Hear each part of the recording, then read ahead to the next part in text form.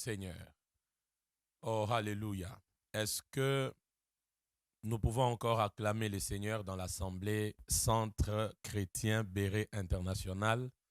Si le peuple de Dieu est disposé à la parole, est-ce qu'on peut vraiment acclamer le Seigneur? Et, euh, et je demande, si c'est pour le Seigneur, acclamons bien. Si c'est pour lui, acclamons bien. Si c'est pour le Seigneur, acclamons différemment. Si c'est pour le Seigneur, faisons-les différemment. Même vous qui êtes en ligne, soyez connectés, détachez-vous de toutes sortes de distractions. Acclamons, partageons, acclamons encore le Seigneur. Alléluia. Seigneur Dieu Tout-Puissant, Dieu grand, nous voulons te bénir, te célébrer, te couronner de gloire et d'honneur. Nous savons et nous croyons, Dieu des alliances, Dieu du surnaturel, que ce soir est très spécial. Ce soir est nous savons et nous croyons, Dieu des alliances, ce soir est extraordinaire pour tous ceux qui vont nous suivre, pour tous ceux qui nous suivront. Et nous croyons que c'est le soir de notre accès à la grandeur.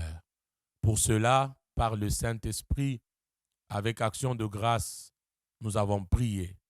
Et nous croyons, Seigneur, que c'est pendant que nous serons en train de parler, ton esprit va s'émouvoir. Ta nuée sera au rendez-vous. Les anges vont opérer. Les miracles, les signes, les prodiges vont prendre place dans les vies. Et nous croyons en un nouveau chapitre qui va commencer dans la vie de tout un chacun de nous. Merci pour l'accès à la grandeur. Merci pour l'accès à la grandeur. Merci pour l'accès à la grandeur. Avec action de grâce, nous avons prié au nom de Jésus. Amen. Gloire à Dieu, gloire à Dieu, gloire à Dieu. Je rends grâce à Dieu qui me donne l'opportunité d'être encore par la voie des réseaux sociaux avec le Centre Chrétien Béret International à Limoges, qui dirige un apôtre de Dieu, un oint de Dieu, un homme de Dieu pour qui j'ai beaucoup d'estime, beaucoup de considération. Un homme de Dieu, lui y compris maman, son épouse, qui sont une grande bénédiction pour moi et ma femme, et l'église Sanctuaire de Gloire que nous dirigeons ici à Kinshasa, dans la République démocratique du Congo. Je suis encore très reconnaissant pour cette grâce, cette confiance que vous me renouvelez pour être l'instrument de Dieu ce soir pour son peuple. Et je ne peux pas oublier combien votre passage à Sanctuaire de Gloire au mois de février de cette année a été une grande bénédiction. Nous avions eu une semaine pleine de grâce, d'instruction, de révélation, des enseignements puissants, des délivrances. Oh, c'est extraordinaire. J'aimerais que le peuple de Dieu qui est en train de me suivre maintenant puisse acclamer très fort pour honorer la grâce de Dieu sur la vie de l'apôtre Eddie, la vie des mamans. Est-ce qu'on peut acclamer fortement, si vous êtes avec moi, si vous me suivez, acclamons fortement pour la vie de son oint. Il est une grande, alors une grande bénédiction pour nous. Et ce soir, nous sommes en train de parler sur l'accès à la grandeur. L'accès à la grandeur, j'aimerais que nous puissions prendre Genèse chapitre 12. Même vous qui me suivez en ligne, quand cette parole, là où vous êtes touché, dites Amen. Là où vous sentez qu'il faut faire un commentaire, faites un commentaire. Faites-vous vivant dans ce live et Dieu vous bénira. Genèse chapitre 12, du 1er au 4e verset, la Bible dit: L'Éternel dit à Abraham, va-t'en de ton pays, de ta patrie et de la maison de ton père dans le pays que je te montrerai. Je ferai de toi une grande nation et je te bénirai. Je rendrai ton nom grand, tu seras une source de bénédiction. Je bénirai ceux qui te béniront et je maudirai ceux qui te maudiront, et toutes les familles de la terre seront bénies en toi. Le verset 4, Abraham partit comme l'Éternel lui avait dit, et Lot partit avec lui. Abraham était âgé de 75 ans lorsqu'il sortit de Charan. L'accès à la grandeur. L'accès à la grandeur, une pensée prophétique de Dieu pour quiconque me suit ce soir et pour quiconque me suivra. J'aimerais commencer par définir c'est quoi la grandeur pour que nous puissions aller encore un peu plus loin. Parce que nous parlons sur l'accès à la grandeur. La grandeur, c'est la réputation qui s'étend de loin. La réputation qui s'étend de loin, mais avec des preuves. Lorsqu'on parle de la grandeur, on parle de la réputation qui vient de très loin, qui s'étend vers très loin, mais avec des preuves. Lorsqu'on parle de la grandeur aussi, on parle de l'élévation. Grandeur veut dire aussi célébrité. Mais j'aimerais préciser que cette célébrité est dans le bon sens et non pas dans le mauvais sens. Parce qu'il y en a qui sont célèbres, mais dans le sens négatif, alors que la célébrité dont je parle ici, c'est dans le bon sens. Je suis en train de donner quelques définitions de la grandeur. J'ai parlé de la réputation qui s'étend de très loin avec des preuves. J'ai parlé de l'élévation, mais je parle aussi de la célébrité, mais cette célébrité dans le bon sens, dans le bon côté. La grandeur veut dire aussi devenir important. La grandeur veut dire aussi devenir meilleur. La grandeur, c'est aussi un état d'esprit et de cœur. La grandeur, c'est ce que nous sommes en esprit. La grandeur, c'est ce que nous sommes devant Dieu.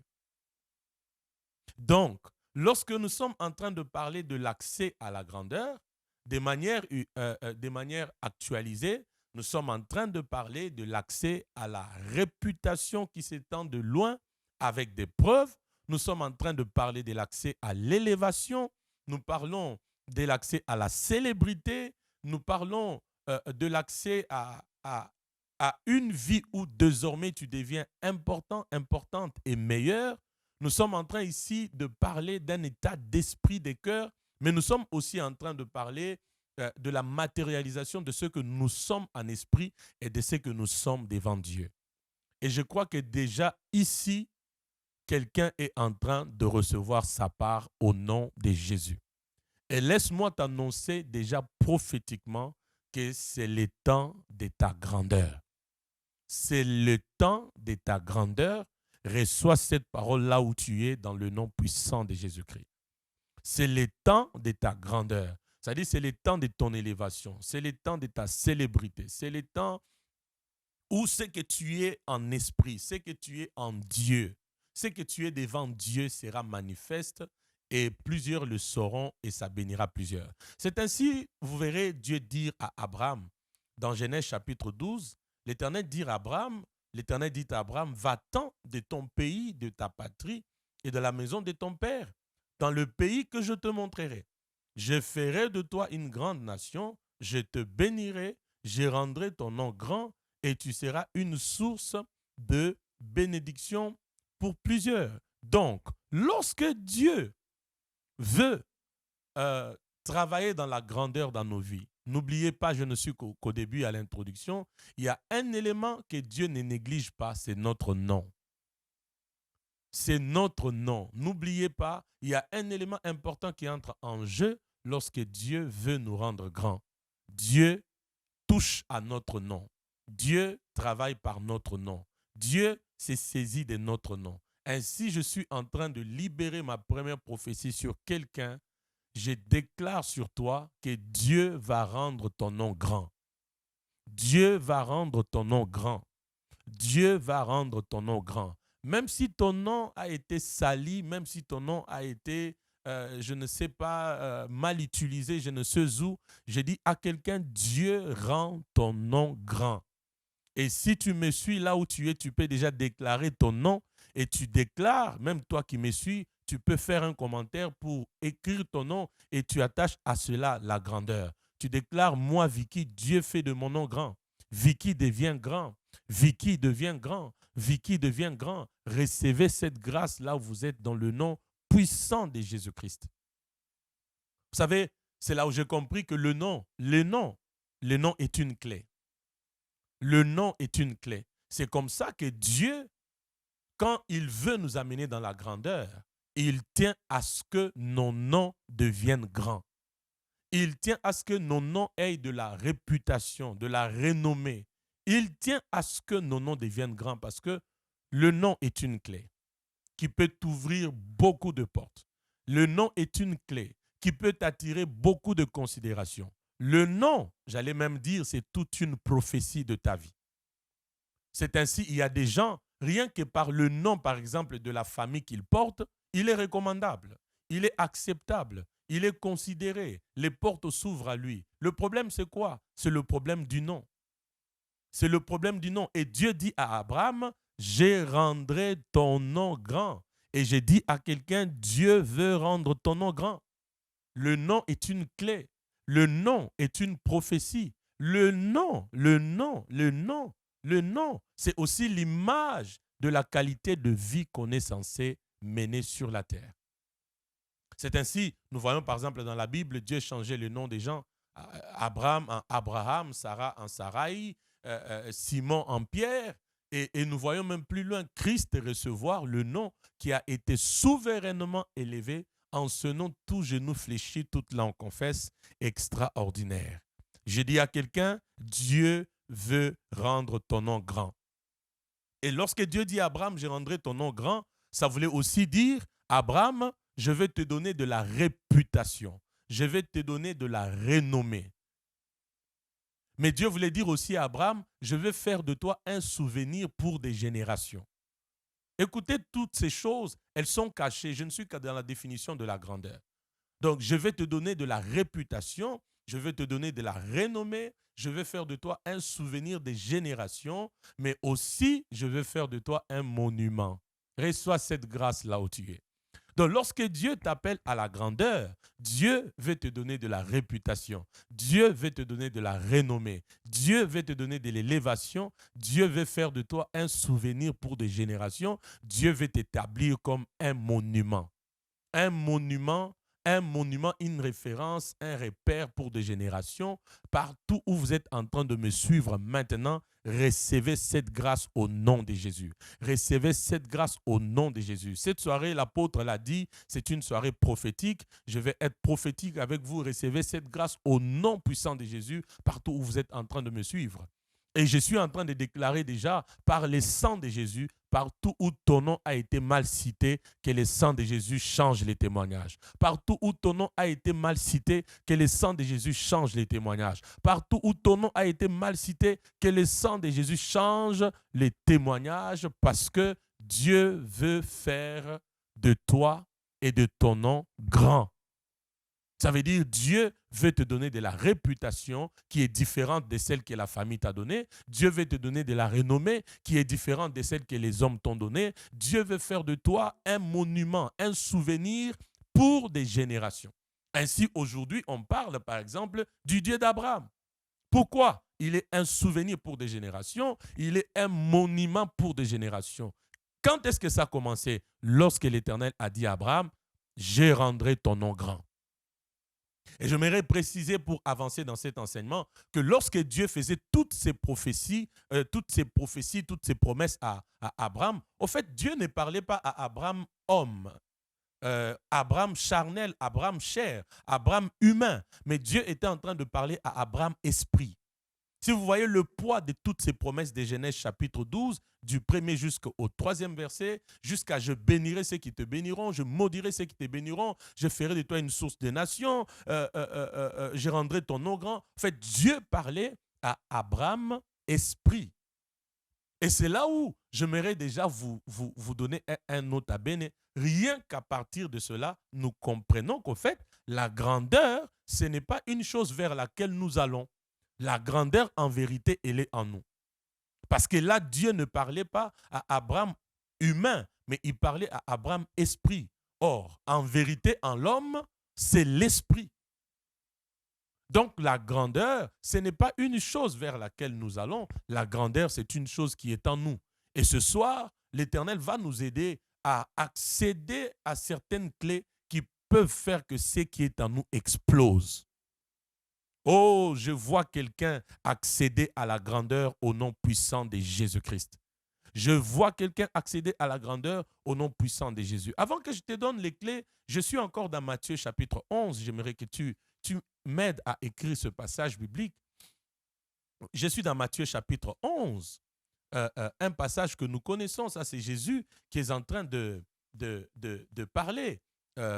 Jésus parle, je vous bénis vous tous qui êtes en train de nous suivre, vous êtes tellement connectés, vous êtes nombreux, soyez bénis, que mon Dieu fasse de vos noms grands, accédez à la grandeur à partir de ce soir, au nom puissant de Jésus, c'est votre parole, vous tapez Amen et vous continuez à identifier des amis, vous partagez ces liens et Dieu va nous faire énormément du bien. Je suis dans Matthieu chapitre 11, le verset 11e. Il n'y a pas qu'à Abraham que Dieu a parlé de la grandeur. Mais remarquez ce que Jésus est en train de dire. Ce passage est extraordinaire. Jésus dit ceci, et ça révolutionne mon apôtre. Jésus dit, je vous l'ai dit en vérité, parmi ceux qui sont nés des femmes, il n'en a point paru des plus grands que Jean-Baptiste. La grandeur encore est soulignée ici. Cependant, les plus petits dans le royaume des cieux est plus grand que Jean-Baptiste. Je vous l'ai dit en vérité, parmi ceux qui sont nés des femmes, il n'en a point paru de plus grand que Jean-Baptiste. Vous voyez, cependant, le plus petit dans le royaume des cieux est plus grand que lui. Waouh! Qu'est-ce que Jésus est en train de nous dire ici? Jésus est en train de dire, de tous ceux qui sont nés des femmes, il n'y a pas eu plus grand que Jean-Baptiste. Il n'y a pas eu plus grand que Jean-Baptiste de tous ceux qui sont nés des femmes.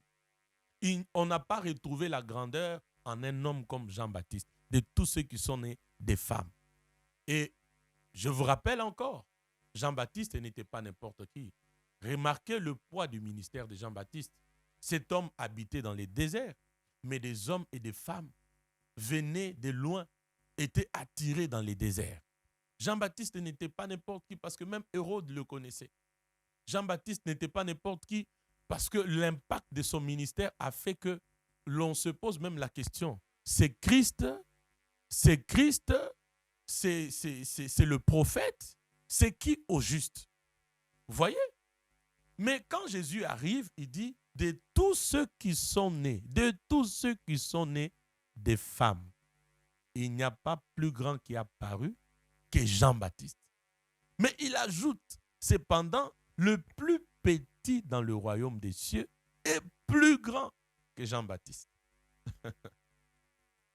Pourquoi le plus petit dans le royaume est plus grand que Jean-Baptiste? C'est parce qu'il est dans le royaume. Ceci dit, tous ceux qui sont dans le royaume ont la grandeur en eux, sont appelés à la grandeur, doivent devenir grands. Parce qu'il dit, les plus petits dans le royaume des cieux est plus grand que Jean-Baptiste. J'aimerais dire à tout enfant de Dieu qui me suit maintenant qu'en toi, il y a la sémence de la grandeur. J'allais même déjà bien te dire prophétiquement, tu es déjà grand. J'ai dit, tu es déjà grand.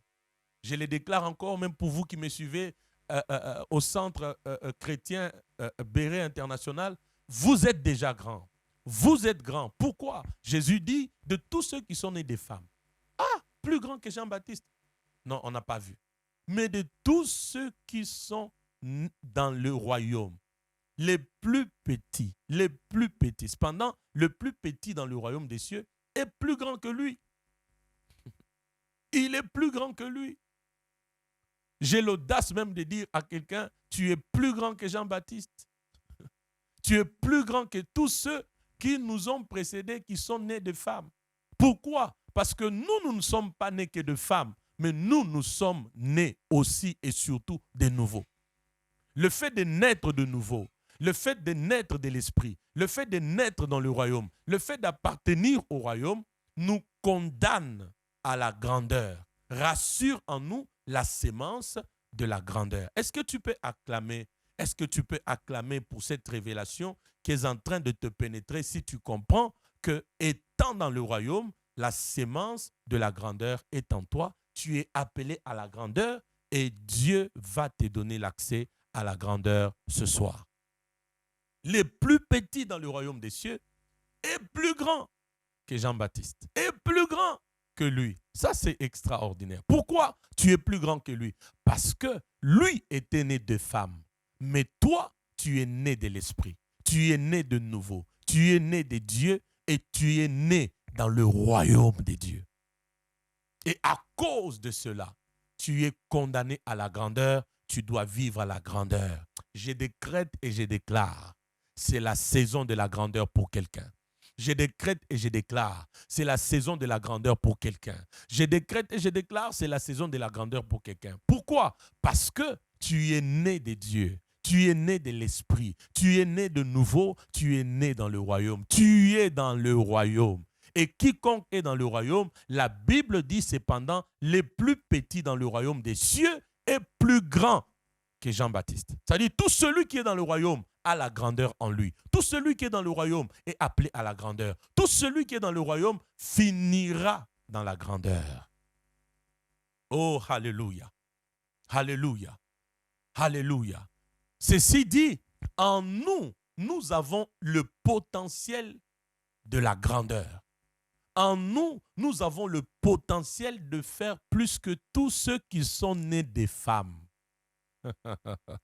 Nous avons le potentiel de faire plus que tous ceux qui sont nés des femmes. Pourquoi? Nous sommes nés de Dieu. Nous sommes nés de l'Esprit. Rappelez-vous, Jean chapitre 3, la Bible dit, ce qui est né de la chair est chair, ce qui est né de l'Esprit est esprit. Il faisait allusion à quoi? À la nouvelle naissance. Nous sommes nés de l'Esprit. Nous sommes nés de Dieu. Nous sommes dans le royaume. À cause de cela, la Bible dit, le plus petit dans le royaume des cieux est plus grand que lui. Donc la grandeur est en nous. Nous avons le potentiel de la grandeur en nous. Et ce soir, comme prophète de Dieu, je viens pour activer la grandeur en toi. Activer la grandeur en toi. Activer la grandeur en toi. J'ai dit, je suis venu pour activer ces géants qui dorment en toi. Ces géants qui dorment en toi. Parce que tu ne peux pas aller comme ça sous la terre. Tu ne peux pas mourir comme ça. Tu ne peux pas aller comme ça sous la tombe. Je suis venu pour activer ces grands, ces géants qui est en toi. Cette grandeur qui est en toi.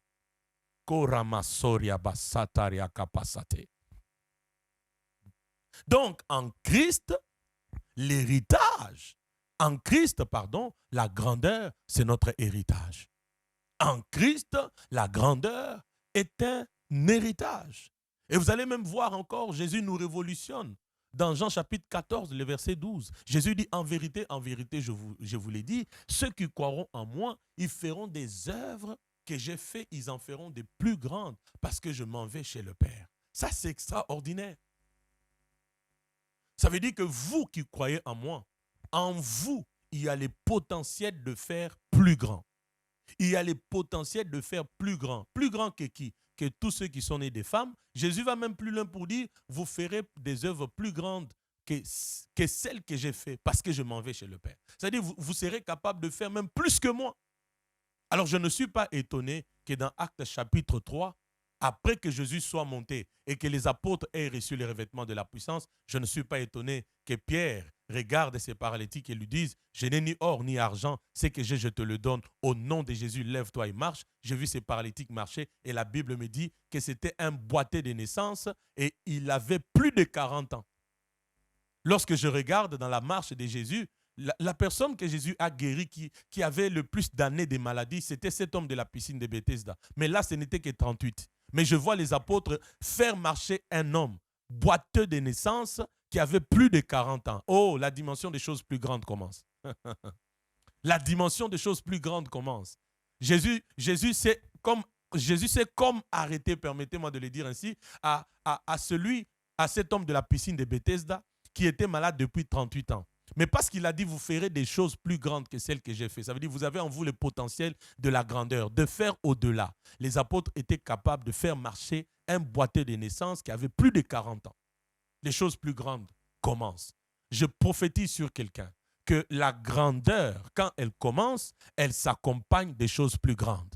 La grandeur, lorsqu'elle commence, elle s'accompagne de choses plus grandes. La grandeur, lorsqu'elle commence, elle s'accompagne de choses plus grandes. Je prophétise dans ta vie la saison des choses plus grandes. Dans tes entreprises, la saison des choses plus grandes. Dans ton mariage, la saison des choses plus grandes. Dans l'église Centre Béret International, la saison de choses plus grandes parce que vous croyez en un grand Dieu qui est capable de faire des grandes choses. Et celui qui le croit, il me donne un grand amen et il acclame fortement le Seigneur là où il est. La grandeur, c'est fait suivre de choses plus grandes. En toi, il y a un géant. En toi, il y a un géant. J'aime encore ces passages avant que je ne vous donne la première clé ce soir, de 1 Jean chapitre 4, le verset 4. 1 Jean chapitre 4, le verset 4. Oh Rabasande, Ibarasakoriabasantoriabashata. 1 Jean chapitre 4, le verset 4. Écrivez bien ce passage. La Bible dit, vous, petits enfants, vous êtes des dieux. Vous les avez vaincus parce que celui qui est en vous, je parle de l'accès à la grandeur, celui qui est en vous est plus grand que celui qui est dans ce monde. On parle de Jésus. En nous, nous portons les plus grands de tous ceux qui sont dans ce monde.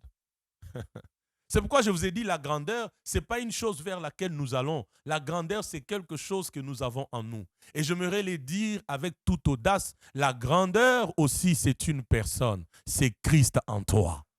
La grandeur, c'est aussi une personne, c'est Jésus-Christ en toi. C'est pourquoi il dit que celui qui est en nous est plus grand. Il est plus grand. Il est plus grand que celui qui est dans le monde. Tu as Christ en toi, tu es condamné à la grandeur. Tu as Christ en toi, tu es un candidat à la grandeur. Tu as Christ en toi, tu as déjà la grandeur avec toi. Mais il faut que tu prennes conscience de ces vérités. Il faut que tu prennes conscience de cette révélation. Tu as la grandeur en toi. Tu as la grandeur en toi. Tu as la grandeur en toi. Celui qui est en nous est plus grand que celui qui est dans ce monde. Celui qui est en nous est plus grand que celui qui est dans ce monde. J'ai dit celui qui est en toi. Je parle de Christ. Il est plus grand que celui qui est dans ce monde. Et lorsque je remarque la vie de Jésus, quand j'essaie d'analyser la vie de Jésus, je me rends compte que, s'il vous plaît, déjà à 33 ans, Jésus avait accompli sa mission. 33 ans, Jésus avait déjà fait de grandes choses, de grandes réalisations. Il a été un monument dans sa génération jusqu'à aujourd'hui. Jésus a laissé des traces. Jésus a eu de la célébrité, l'élévation, de la renommée, la réputation. Oh, bien-aimé, la Bible dit tel qu'il est, tel nous sommes. Il est en toi. Il est temps que tu croies en ces vérités et que la grandeur devienne désormais une vie et non pas un slogan. Reçois cette grâce là où tu es en train de me suivre dans le nom puissant de Jésus-Christ. Dans le nom puissant de Jésus-Christ. Dans le nom puissant de Jésus-Christ. Dans le nom puissant de Jésus-Christ. J'aimerais que tu confesses encore cela, qu'il est en moi. Celui qui est grand est en moi. Celui qui est grand est à moi. Celui qui est grand est à moi. Celui qui est grand est à moi. Celui qui est grand est à moi. Donc, s'il faut parler de la grandeur, c'est toi l'adresse de la grandeur. Pourquoi? Celui qui est grand, je parle de Jésus, est en toi. S'il faut parler de ceux qui doivent vivre la grandeur, c'est toi. Pourquoi? Celui qui est grand est en toi. S'il faut parler des références de la grandeur, c'est toi qui es en train de me suivre. C'est toi qui es dans la salle. C'est toi qui es à l'église en train de me suivre. C'est toi qui suivras ces lives. Pourquoi? Celui qui est en nous est plus grand que celui qui est dans ce monde. Alléluia. Alléluia. Alléluia. Alléluia. Alléluia. Alléluia. Alléluia. Alléluia. J'aimerais vous donner, il y a tellement plusieurs clés qui peuvent nous donner d'accéder à la grandeur, d'accéder, de vivre, de matérialiser la grandeur. Mais par la grâce de Dieu et selon les temps qui m'est imparti avec vous ce soir, j'aimerais déjà vous donner une première clé qui peut nous donner d'accéder à la grandeur.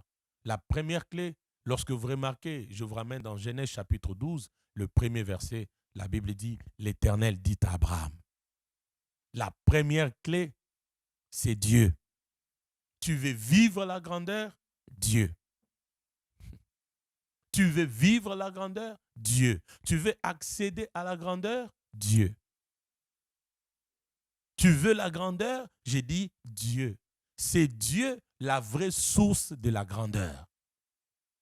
C'est Dieu la vraie source, j'insiste, de la grandeur. Première clé pour accéder à la grandeur, j'ai dit c'est Dieu. Dieu est la vraie source de la grandeur. C'est lui qui dit à Abraham, je rendrai ton nom grand, je te bénirai, je ferai de toi une source de bénédiction pour plusieurs. Je maudirai ceux qui te maudiront, je bénirai ceux qui te béniront. Donc, en dehors des dieux, il n'y a pas de vraie grandeur. Le vrai auteur, la vraie source de la grandeur, pour toi qui veux la grandeur, c'est Dieu.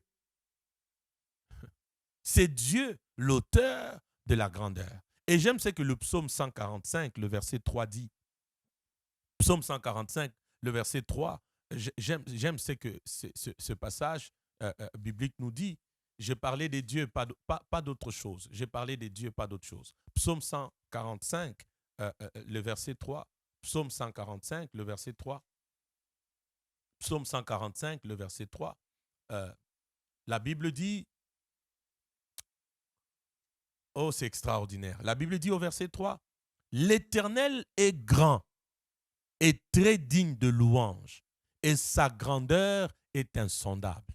L'Éternel est grand et très digne de louange, et sa grandeur est insondable. Vous voyez, l'auteur de la vraie grandeur, c'est Dieu. En dehors de Dieu, il n'y a pas de vraie grandeur.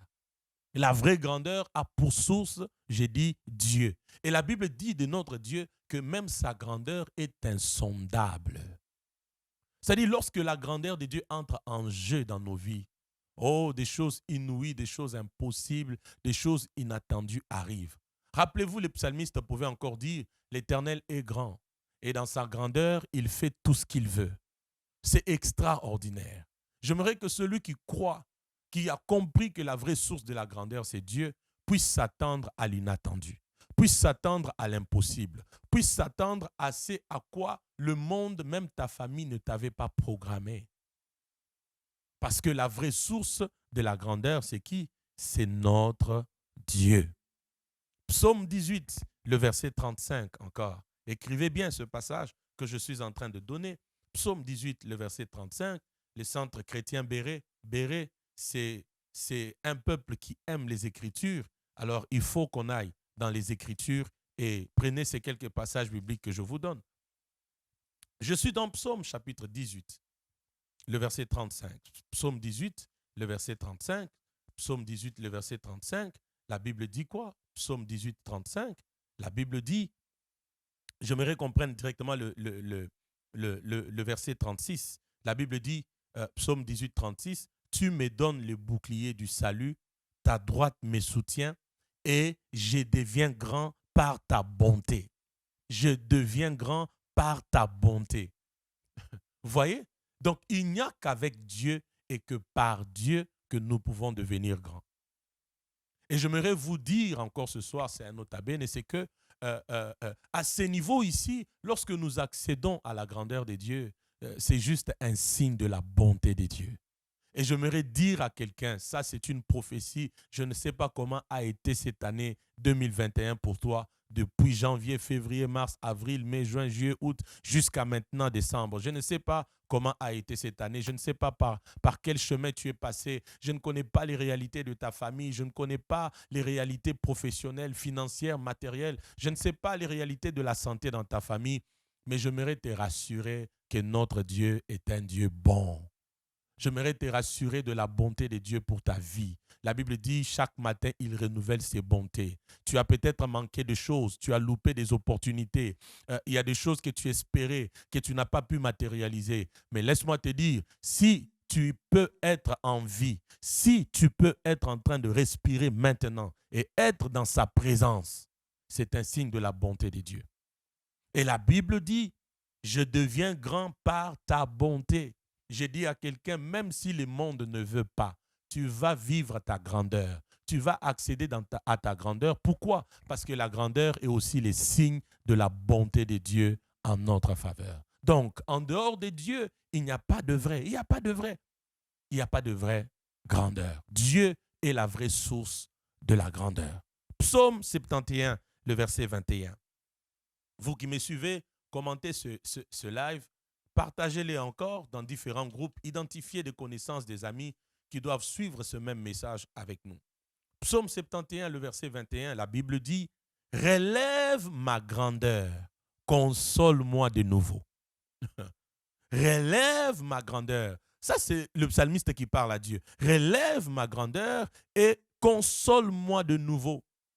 Qu'est-ce que je suis en train de dire à quelqu'un? À ce niveau ici, même si tu t'es rendu compte que tu as raté ta grandeur, tu as hypothéqué ta grandeur pour un péché, pour une raison quelconque, pour la méchanceté des hommes, pour peut-être la complicité des esprits impurs, le monde des ténèbres qui complotent contre ta vie, ton ministère, l'église, ta santé, ton travail, tu peux aussi faire cette prière des réclamations auprès du Seigneur pour lui dire, oh Dieu, relève ma grandeur.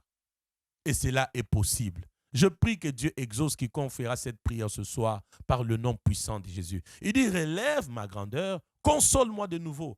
Donc, il est possible à nouveau que tu sois grand. Il est possible à nouveau que tu deviennes grand. Il est possible à nouveau que tu accèdes à la grandeur. Que ton ministère redevienne grand comme il était. Que ta vie redevienne grande comme elle était. Que tes affaires redeviennent grandes comme elles étaient. Que tout de toi redevienne grand comme ça était. Il dit, relève ma grandeur, console-moi de nouveau. J'ai dit à quelqu'un, en dehors de Dieu, il n'y a pas de vrai. Il n'y a pas de vraie grandeur. Si l'Église m'entend, on peut acclamer fortement les seigneurs. On peut acclamer fortement les seigneurs si l'Église m'entend. On peut acclamer fortement les seigneurs si l'Église m'entend. On peut acclamer fortement les seigneurs. Oui, acclame fortement les seigneurs. En dehors de Dieu, il n'y a pas de vraie grandeur. Deuxième clé, pour que je ne puisse pas abuser de votre temps, la deuxième clé qui peut nous aider à vivre la grandeur, la deuxième clé qui peut nous aider à vivre la grandeur, je suis dans Matthieu chapitre 25. On nous parle de la parabole de talents. On nous parle de la parabole de talents. Deuxième clé qui peut t'aider à vivre la grandeur, c'est les talents. C'est les dons que Dieu t'a donnés. Il y en a, Dieu leur a donné 5, d'autres 2, d'autres 3. C'est à toi d'entrer en toi-même et de découvrir quels sont les dons, les talents que Dieu t'a donnés. Quels sont les dons, les talents que Dieu t'a donnés. Et j'aimerais te dire ceci, retiens-le, ta grandeur est cachée dans le don que Dieu t'a donné. Ta grandeur est cachée dans le don que Dieu t'a donné. Et j'ai défini le don comme le potentiel divin en nous pour la grandeur. Le potentiel divin en nous pour la grandeur. Chacun de nous en venant sur la terre, il n'est pas venu comme une masse informe et vide que Dieu a juste lancé comme ça sur la terre. Non, avant de t'envoyer sur la terre, Dieu s'est rassuré qu'en toi, il a investi des dons, des talents. En toi, il a déposé des potentiels. Maintenant, c'est à toi de les découvrir parce que j'insiste encore que la grandeur est liée au don. La grandeur est liée au talent que Dieu t'a donné.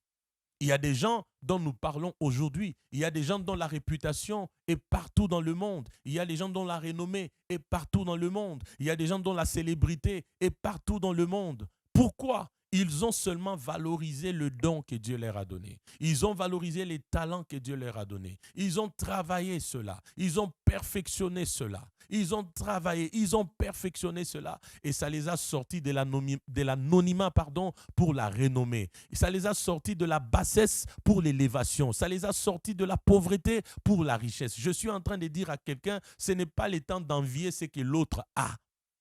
C'est le temps de considérer et de valoriser ce que Dieu t'a donné. Écoute-moi, on n'impacte pas le monde avec ce qu'on n'a pas. On ne devient pas grand avec ce qu'on n'a pas. On n'impacte pas le monde avec ce qu'on n'a pas. On ne devient pas grand avec ce qu'on n'a pas. On ne sera pas connu avec ce qu'on n'a pas.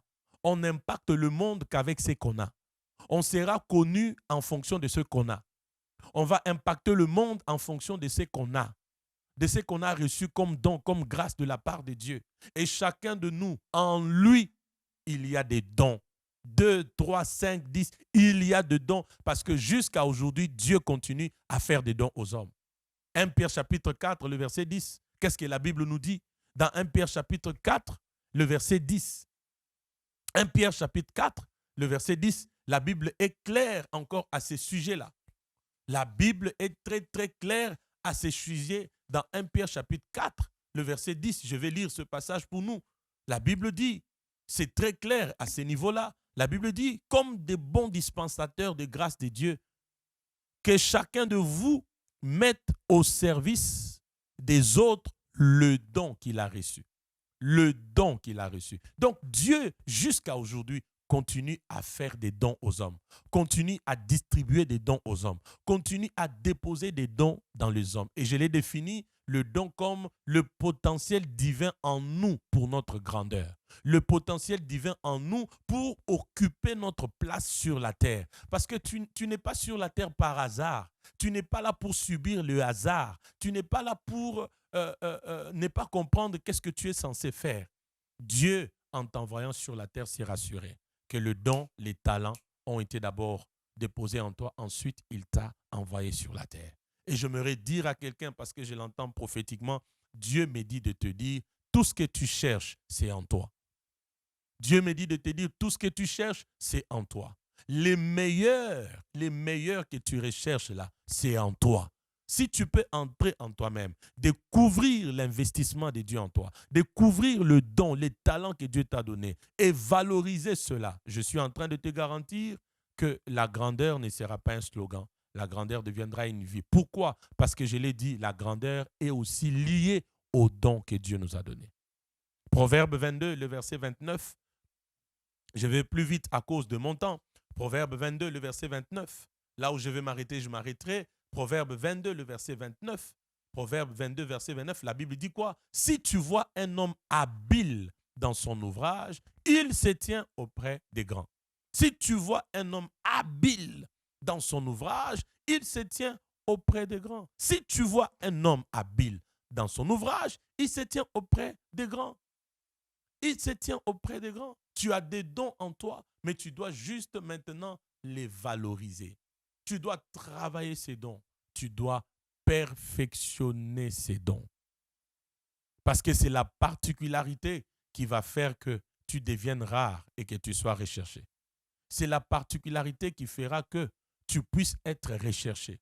Mais quand tu fais comme tout le monde, tu fais ce que tout le monde peut faire, on ne pourra pas te chercher par des grands. Mais quand tu peux te démarquer, te particulariser, devenir exceptionnel dans ta manière d'exercer avec le don, les talents que Dieu t'a donnés, tu seras recherché. Si tu vois un homme habile dans son ouvrage, il se tient auprès des rois. Il se tient auprès des rois. Tu vois, tu ne forceras pas d'aller vers le roi, mais le don t'amènera chez le roi. J'allais parler du don perfectionné. J'allais parler du don avec particularité. Ça va t'amener auprès du roi. Ça va t'amener auprès du roi. Ça va t'amener auprès du roi. Mes frères et sœurs, la grandeur n'est pas quelque chose juste d'imaginaire.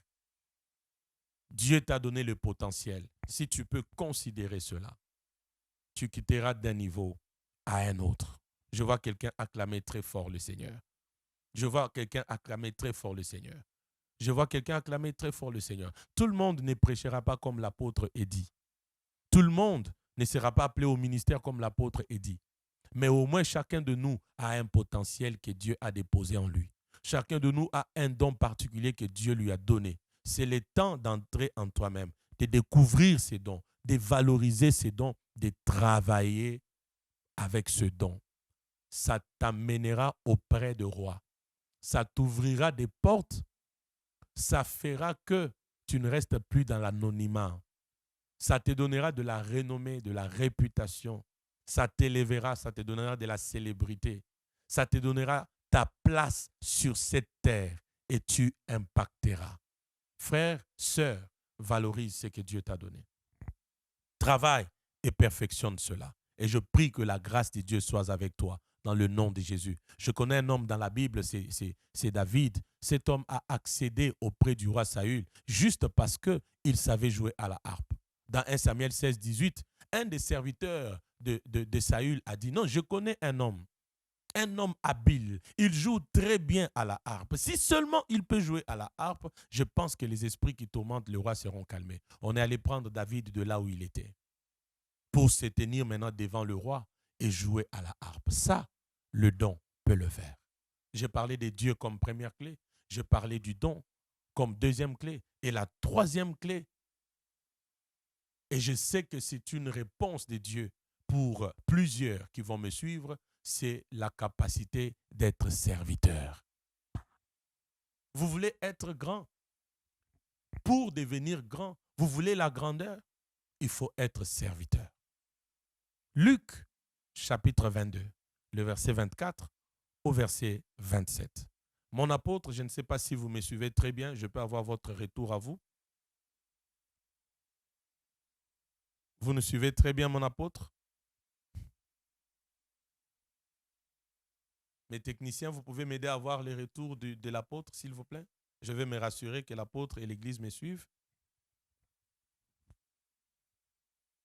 Luc, chapitre 22, le verset 24 au verset 27. La Bible dit quelque chose d'extraordinaire. Il s'éleva aussi parmi les apôtres une contestation. Lesquels d'entre nous devaient être estimés les plus grands? Lesquels d'entre nous devaient être estimés les plus grands?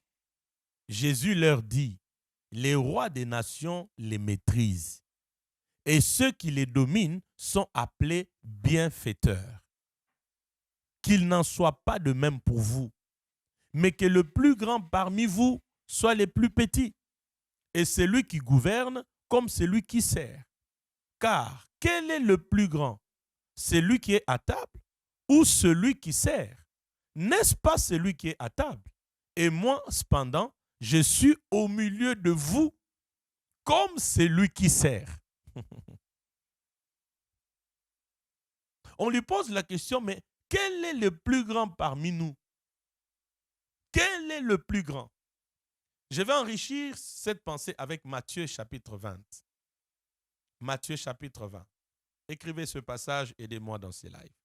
Matthieu chapitre 20, 25 à 29. La Bible dit, Jésus les appela et dit, vous savez que les chefs des nations les tyrannissent et que les grands les asservissent. Il n'en sera pas de même au milieu de vous. Mais quiconque veut être grand parmi vous, qu'il soit votre serviteur. Quiconque veut être grand parmi vous, qu'il soit votre serviteur. Quiconque veut être grand doit être serviteur, doit apprendre à être serviteur.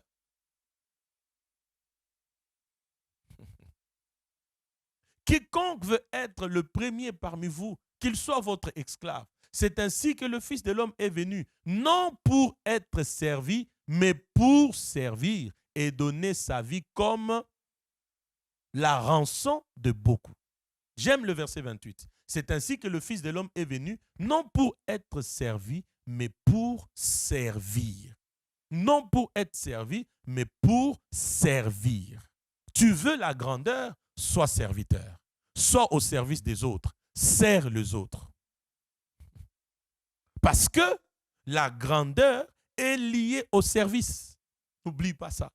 La grandeur est liée au service. J'allais bien le dire, la grandeur est liée à la qualité du service. La grandeur est liée au statut des serviteurs.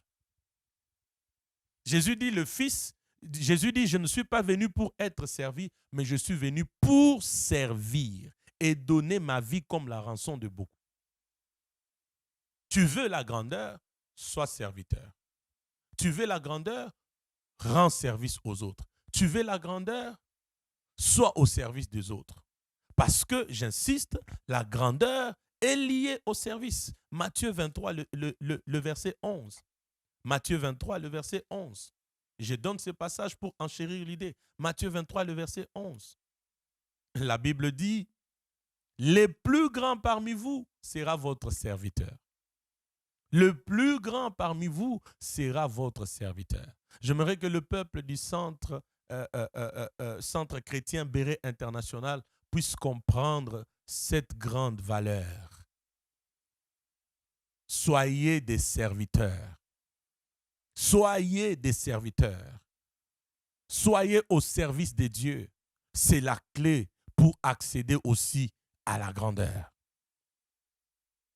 Je vais dire quelque chose qui pourra choquer plusieurs, mais c'est une vérité.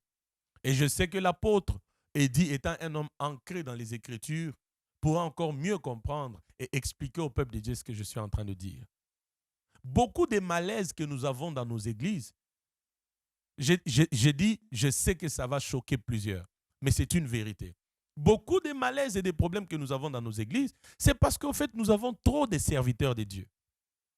J'entends quelqu'un dire, qu'est-ce qu'il est en train de raconter cet homme de Dieu? Nous avons trop de serviteurs de Dieu, mais nous n'avons plus trop de serviteurs des hommes de Dieu. Nous avons trop de serviteurs de Dieu, mais nous n'avons plus trop de serviteurs de Dieu. Nous n'avons plus trop, des hommes au service des hommes de Dieu. Nous avons trop de serviteurs de Dieu, mais nous n'avons plus trop des hommes serviteurs des hommes de Dieu. Des hommes au service des hommes de Dieu. Et Jésus dit, je ne suis pas venu pour être servi, mais je suis venu pour servir. Josué chapitre 1er, le verset 1er, la Bible dit, après la mort de Moïse, après la mort de Moïse, serviteur de l'Éternel, virgule, l'Éternel dit à Josué, fils de Nun, serviteur de Moïse. Après la mort de Moïse, serviteur de l'Éternel, virgule, l'Éternel dit à Josué, fils de Nun, serviteur de Moïse. La Bible parle de Moïse, serviteur de l'Éternel, mais de Josué, le serviteur de Moïse. Et vous liserez la Bible avec moi, vous ferez toutes les recherches avec moi, vous allez vous rendre compte que la plupart des personnes qui ont fini par recevoir l'onction dans leur vie, c'est des personnes qui au départ étaient d'abord des serviteurs d'eux. Ils étaient des serviteurs auprès d'un homme de Dieu, au pied d'un homme de Dieu. Ils étaient au service de Dieu par un homme de Dieu. C'était des serviteurs d'un homme de Dieu. Josué, Élisée, les disciples même qui étaient jour et nuit avec Jésus. J'aimerais dire à quelqu'un, la grandeur est cachée ou est liée au statut des serviteurs. La grandeur est liée au service. Je vois encore ce jour-là, Israël en train de livrer combat. C'est Moïse qui est au sommet de la montagne avec Aaron et Hur qui sont venus soutenir ses mains, mais c'est Josué qui est au bas de la montagne. Mais parce que Josué était serviteur, il n'a pas dit à Moïse, pourquoi toi tu restes au sommet de la montagne, tu me laisses au bas exposant ma vie. Parce qu'un vrai serviteur est prêt à tout pour son maître. Un vrai serviteur est prêt à tout pour son maître. Un vrai serviteur risque sa vie pour son maître. Et nous avons besoin au centre chrétien Béret des hommes et des femmes qui risquent pour leur église, qui risquent pour le roi de Dieu, qui sont au service de l'homme de Dieu. Et vous allez vous rendre compte que au finish, qui a remplacé à Moïse? C'est Josué. C'est Josué. Donc toutes les fois où il était envoyé, il était au service de Moïse, toutes ces fois-là, c'était déjà des signaux de préparation pour dire ce que je suis en train de faire, tu finiras par les devenir. Parce que sans être un vrai serviteur, on ne sera jamais, on ne deviendra jamais un vrai maître. Si tu es d'accord avec moi, tape Amen, toi qui me suis. Tape Amen, commente Amen, toi qui me suis. Si tu es d'accord avec moi. Et j'aimerais même te poser la question, comme tu es là, tu es serviteur de qui? Tu es serviteur au pied de quel homme de Dieu? Tu es serviteur au pied de quel homme de Dieu? Tu veux la grandeur? Sois serviteur de. Sois serviteur de. Ne cherche pas à être servi, mais sois là pour servir les autres. Tu veux la grandeur? Le service. Et vous savez, le service de Dieu, je le disais encore hier à l'église, sous l'onction prophétique, je leur disais, vous savez, les services de Dieu, c'est la chose la plus noble. C'est la chose la plus noble. Même celui qui essuie les toilettes, celui qui balaye les temples, celui qui range les chaises avant que les cultes ne commencent, même si l'homme de Dieu ne sait pas. Mais c'est quelque chose de noble. Moi, j'ai vu Jésus arrêter des gens dans leur profession pour leur dire « suis-moi ». J'ai vu Jésus arrêter Pierre à la pêche. Suis-moi. Écoute, ne pêche plus le poisson, suis-moi. J'ai vu Jésus dire à Matthieu qu'il a trouvé au péage un bon travail. Arrête tout, suis-moi. Donc le service de Dieu, c'est quelque chose de plus noble. Et quand vous êtes serviteur, quand vous êtes en train de rendre service, je peux vous garantir que l'onction du service vous protège. Elle vous bénit, elle épargne même votre famille. Rappelez-vous ces jours-là. Qu'est-ce que Jésus dit de Pierre? Il dit, Simon, Simon, Satan t'a réclamé pour te cribler comme du fromage. Mais j'ai prié pour toi, afin que ta foi ne puisse pas défaillir. Mais j'ai prié pour toi. Vous voyez l'importance d'être au service d'un homme de Dieu. Pierre était réclamé. Mais ce qu'il a épargné, ce qu'il a sauvé des réclamations, ce n'était pas lui, Pierre. Ce qui a sauvé Pierre des réclamations, c'était la prière de Jésus. C'était l'onction de l'homme au pied de qui Pierre était en train de servir.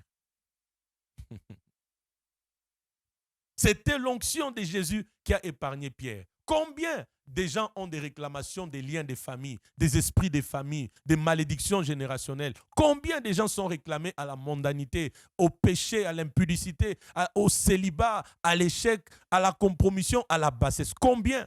Je peux te garantir, lorsque tu te mets dans les statuts des serviteurs, tu es au pied d'un homme de Dieu comme l'apôtre Eddie est là. Vous êtes là pour le servir de tout votre cœur. Vous êtes disponible, disposé pour lui. Vous servez Dieu à ses pieds comme il faut. Son Dieu vous protège. L'onction de Dieu sur sa vie va vous épargner de certaines réclamations, de certains combats, de certaines attaques, de certains plans maléfiques de l'ennemi.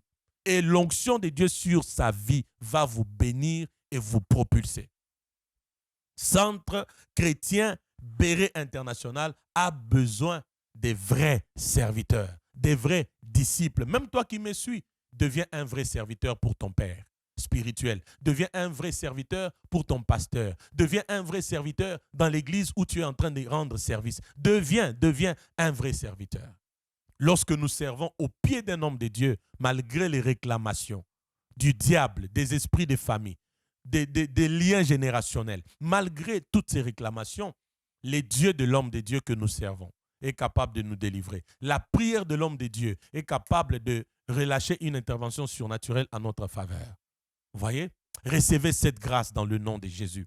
Recevez cette grâce dans le nom de Jésus. Et quand vous êtes un vrai serviteur, vous finirez un jour par devenir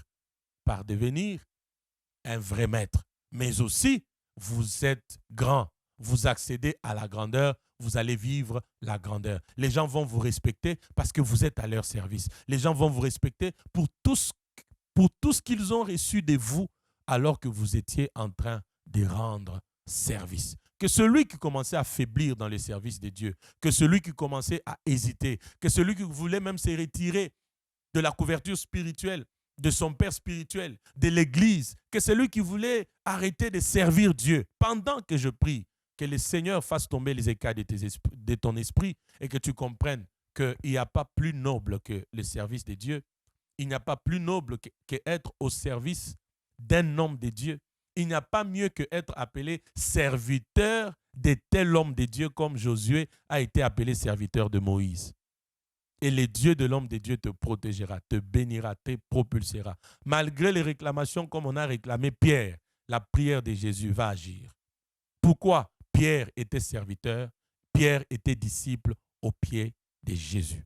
Devenons des vrais serviteurs, soyons des serviteurs. C'est une clé pour la grandeur. C'est une clé pour la grandeur. Très rapidement, ma troisième clé ce soir, c'est prendre les risques. Tu veux la grandeur, sois un homme des risques. Prends les risques. Prends les risques de relever ces défis-là. Prends les risques de relever ces défis-là. J'aimerais te dire ce soir que la chose qui a fait que David quitte de l'anonymat au sommet, quitte de la bassesse à la grandeur, c'est quand il a pris le risque d'affronter Goliath. C'est quand il a pris le risque de relever ces défis que Goliath lançait au peuple d'Israël pendant 40 jours et même 40 nuits. Il a fallu un homme pour prendre les risques, pour se dire non, je dois prendre les risques de relever ces défis. Derrière Goliath, il y a ta grandeur. J'ai dit prophétiquement, derrière Goliath, il y a ta grandeur. Derrière cette montagne, il y a ta grandeur. Derrière ces problèmes, il y a ta grandeur. Derrière ces fléaux, il y a ta grandeur. Derrière toutes ces réalités, il y a ta grandeur. Prends les risques. C'est quand David est sorti et qu'il a affronté Goliath qu'il est devenu le David dont nous parlons aujourd'hui. Ainsi, la Bible dit, même les femmes ont chanté pour dire David a tué ses 10 000, Saül a tué ses 1000. Tout est parti de quoi? Il a osé, il a risqué.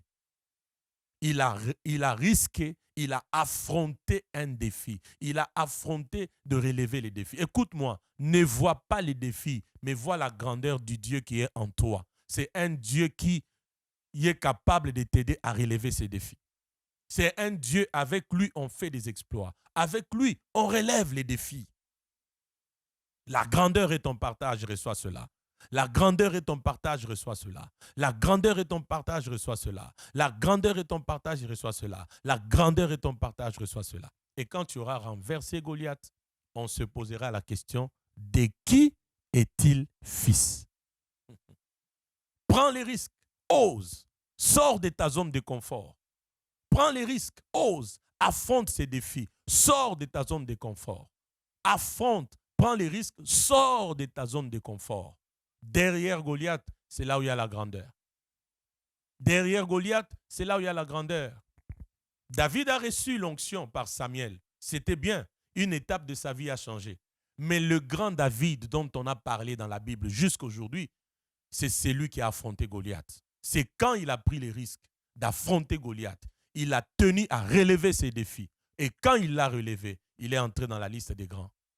Celui qui est en toi est plus fort que cette montagne qui est devant toi. Celui qui est en toi est plus fort que tous ces ennemis qui sont contre toi. Celui qui est en toi est plus fort que tous ces sorciers de ta famille. Celui qui est en toi est plus fort que tous ces problèmes par lesquels tu es passé toute cette année. Celui qui est en toi est plus fort. Il est plus fort, il est plus fort, il est grand, il est grand, il est grand. Affronte ces défis et de grandes choses vont se produire. Et je termine rapidement ce soir par ma dernière clé qui peut nous aider. Il y a tellement beaucoup de clés. Et même toutes ces clés, j'ai pris des points essentiels pour nous aider à comprendre. Et la dernière clé que j'aimerais vous enseigner ce soir qui peut nous amener à vivre la grandeur, c'est la culture des autels. La culture des autels. La culture des autels.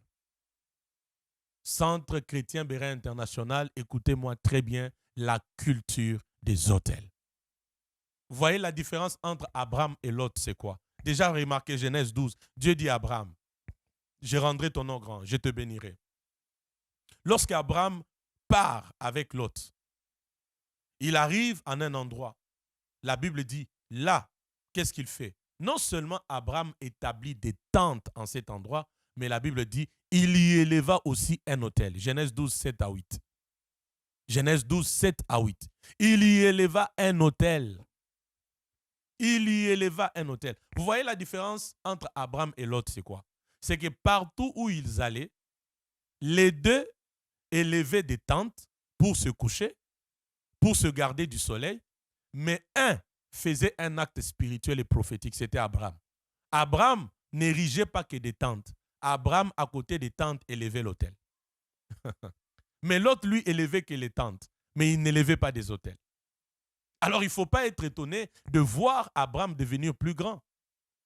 Et Abraham avait la culture des autels. La culture des autels. Il ne faut pas dire j'avais déjà donné hier, j'avais déjà sémé hier, j'avais déjà donné pour tel besoin à l'église hier, que je donne encore.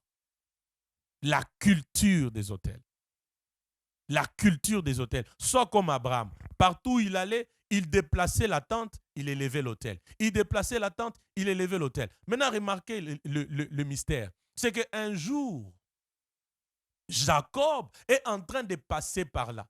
Parce que dans Genèse 12, là, j'aimerais même qu'on le lise et puis on termine ce programme avec vous. Si vous êtes en train d'être béni, donnez-moi de like, donnez-moi de like, donnez-moi de like, vous qui êtes en ligne. et que l'Église acclame aussi, l'Église acclame, que le peuple de Dieu acclame. La Bible dit, l'Éternel apparut à Abraham et dit, le verset 7, Genèse 12, je te donnerai ce pays à ta postérité.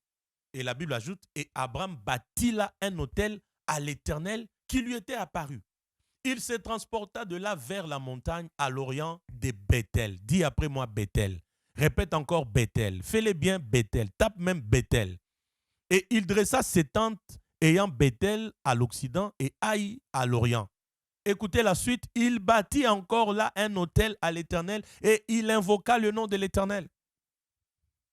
Lui, à chaque fois qu'il élève une tente, il élève aussi un autel. À chaque fois qu'il se déplace, là où il campe, il élève un autel. La culture de l'autel. Écoute, l'autel, c'est le point de contact entre les divins et l'humain. C'est le point de contact entre les divins et l'humain. C'est le point de contact entre tes problèmes et Dieu. C'est le point de contact entre ta maladie et Dieu. C'est le point de contact entre tes combats et Dieu. Et remarquez que là où Abraham érige l'autel, ici je prends par exemple le cas de Bethel. Mais n'est-ce pas dans Genèse 28, il est arrivé que Jacob était en train de fuir parce qu'il a pris la bénédiction de son frère. Pendant qu'il fuyait, à un moment donné, il s'arrête à un endroit, la Bible dit, il s'est couché à lui, il n'a même pas prié, il n'a pas jeûné, il n'a pas parlé en langue, il s'est juste couché sur une pierre. Alors qu'il est sur une pierre couchée, la Bible dit que Jacob voit une vision, une échelle qui quitte le ciel jusque sur la terre, les anges qui montent et descendent. Oh. Mais je me rends compte qu'au fait, Jacob, tout ce que tu es en train d'expérimenter là, ce n'est pas à cause de toi, c'est à cause d'Abraham. Pourquoi? Parce que les lieux là, Abraham avait élevé un autel. Abraham avait élevé un autel. Et d'ailleurs, le commentateur précise que la pierre sur laquelle Jacob avait déposé sa tête, c'était l'un des restes des autels qu'Abraham avait élevés. Donc là où l'autel est élevé, le ciel reste ouvert. Là où l'autel est élevé, l'échelle de Dieu est en cet endroit-là. Là où l'autel de Dieu est élevé, les anges montent et descendent. Ils montent avec nos problèmes, ils montent avec nos maladies, ils montent avec nos combats, ils montent avec nos difficultés, ils montent avec tous nos défis et ils redescendent avec la réponse, la visitation divine, le mariage, le travail, la percée, les enfants, les finances et nos vies ne restent plus les mêmes. J'allais dire, ils montent avec notre petitesse et ils descendent avec notre grandeur. La culture des autels. La culture des autels. Et je termine par ce qu'Abraham est arrivé même jusqu'au point de ce qui était plus cher pour lui. Genèse 22, la Bible dit, Dieu dit à Abraham, prends ton fils, ton unique, celui que tu aimes, amène-le à la montagne. Abraham n'a pas hésité. Il a amené Isaac à la montagne. C'est quand il veut poignarder que la voix parle. Et remarquez, Genèse chapitre 22 là. À partir du verset 16. Genèse 22, le verset 16. Notez bien ce passage, je sais pourquoi je vous le donne. 22, le verset 16. Verset 16, la Bible dit, « Et Dieu dit, je les jure par moi-même, parole de l'Éternel, parce que tu as fait cela et que tu n'as pas refusé ton fils, ton unique, je te bénirai, je te multiplierai. Ta postérité, je multiplierai ta postérité comme les étoiles du ciel, comme le sable qui est sur le bord de la mer, et ta postérité possédera la porte des ennemis. Toutes les nations de la terre seront bénies en ta postérité parce que tu as obéi à ma voix. » Abraham est arrivé jusqu'à ce que moi j'appelle l'ultime autel, la mère des autels. Il a accepté de sacrifier son fils, son unique. Et ce jour-là, la voix a parlé. Dieu a juré par lui-même. Il a dit, je te bénirai. Je peux vous dire, c'est ce jour-là qu'Abraham est entré maintenant dans la phase de la matérialisation de la grandeur que Dieu lui avait dite depuis Genèse chapitre 12. Maintenant, remarquez de Genèse 12 jusqu'à Genèse 22. Combien des autels Abraham a bâtis jusqu'à celui d'Isaac. Et Dieu maintenant jure par lui-même. Bien aimé, il y a des choses, il y a des sacrifices. Quand on les fait, même Dieu ne restera pas à l'aise. Rappelez-vous de 1 roi 3. Rappelez-vous de 1 roi 3. Ça, c'est moi qui pense. Salomon voulait certainement que Dieu lui parle. Salomon voulait expérimenter quelque chose d'autre avec Dieu. Qu'est-ce qu'il s'est dit? Je dois faire comme mon père David. Qu'est-ce que j'ai fait? Salomon prend 1000 holocaustes, il offre à Dieu. sans prier, sans gêner, sans parler en langue. La Bible dit, la même nuit, Dieu revient vers lui. L'Éternel lui apparut. Donc, il y a de ces autels qui créent l'apparition de Dieu. Il y a des sacrifices qui créent l'apparition de Dieu. Et quand Dieu vient, c'est pour te poser la question, c'est pour te poser la question de ce que tu veux. Oh non, Seigneur, donne-moi juste la sagesse, l'intelligence. Dieu dit non, au-delà de ça, je t'enrichirai comme jamais un homme a été riche sur la terre. Vous voyez? Mais cela a été provoqué par quoi? La culture des autels. Je prie au nom de Jésus que maman quitte ton cœur maintenant que je parle. Que maman quitte tes pensées maintenant que je parle. Que cette lutte-là, qui commence déjà comme à se créer en toi, se taise et que ton cœur appartienne à Jésus et qu'avec tes biens matériels comme financiers, que tu serves le Seigneur. La culture des autels, le point de contact entre les divins et les spirituels. Et Abraham est devenu le grand Abraham. Abraham est devenu le grand Abraham par la culture des autels. J'ai dit à quelqu'un, tu as élevé des autels hier, élève-les encore aujourd'hui. Tu as élevé les autels hier, élève-les encore aujourd'hui. Tu as élevé des autels hier, élève-les encore aujourd'hui. Et le meilleur même en termes des autels, c'est notre Dieu. Dieu a élevé un autel que personne ne fera jusqu'à ce que Christ revienne nous prendre. Il a donné son Fils unique. L'autel par excellence. Le sacrifice par excellence. Il a élevé un autel qui ne pourra jamais être égalé par qui que ce soit. Et aujourd'hui, par Christ, Dieu a eu des fils. Il a donné un fils pour avoir des fils. Il a donné un fils pour que plusieurs soient sauvés. Il a donné un fils pour que le monde soit sauvé. Vous voyez, derrière l'autel que tu peux élever, il y a beaucoup de choses que Dieu va faire. Mais j'aimerais te dire que l'autel déclenche aussi la grandeur. Parce que nous avons vu ça dans l'histoire d'Abraham. Et Abraham est devenu celui que Dieu avait dit. Pourquoi? Parce que Abraham a évolué dans la culture des autels. Au fait, je voulais dire qu'Abraham a compris que Isaac, en vérité, n'était pas une bénédiction à garder. Parce que Dieu lui a dit, Dieu a même changé le nom d'Abraham à Abraham. Abraham, père élevé. Abraham, père des multitudes. Donc Dieu avait promis à Abraham des multitudes, des nations, des peuples. Alors, Abraham, Isaac n'est pas ta bénédiction. Si tu gardes Isaac, tu vas t'empêcher d'avoir la multitude. C'est ainsi Abraham a compris que Isaac n'est pas la bénédiction. Isaac, c'est un sacrifice que je dois ramener sur l'autel de Dieu afin de récolter maintenant les multitudes que Dieu m'avait promis. Il y a de ces choses que nous avons aujourd'hui dans nos vies, de ces sommes d'argent, de ces véhicules, de ces bijoux, de ces parcelles, de ces appartements, de ces concessions, de ces biens que nous avons. En vérité, ce n'est pas la bénédiction là que Dieu nous avait promis. Mais ce sont des Isaac. Ce sont des sacrifices qu'on doit ramener sur l'autel de Dieu pour que Dieu jure par lui-même et qu'il dise maintenant, je t'introduis dans ce que j'avais promis pour toi. Que les dieux de cette parole nous illuminent. Que les dieux de cette parole nous illuminent. Que les dieux de cette parole nous illuminent parce que la grandeur, c'est une chose qui est en toi. Et en pratiquant ces quelques clés, ça quittera du dedans, ça ressortira à l'extérieur. Et par toi, plusieurs seront bénis, plusieurs seront sauvés, plusieurs seront relevés parce que Dieu dit d'Abraham, je te bénirai, mais aussi je ferai de toi une source de bénédiction pour plusieurs. Entrez dans la grandeur maintenant au nom de Jésus. Accédez à la grandeur maintenant au nom de Jésus. Accédez à la grandeur maintenant au nom de Jésus. Vivez la grandeur maintenant au nom de Jésus. Accédez à la grandeur maintenant au nom de Jésus-Christ. Au nom de Jésus-Christ. Au nom de Jésus-Christ. Au nom de Jésus-Christ.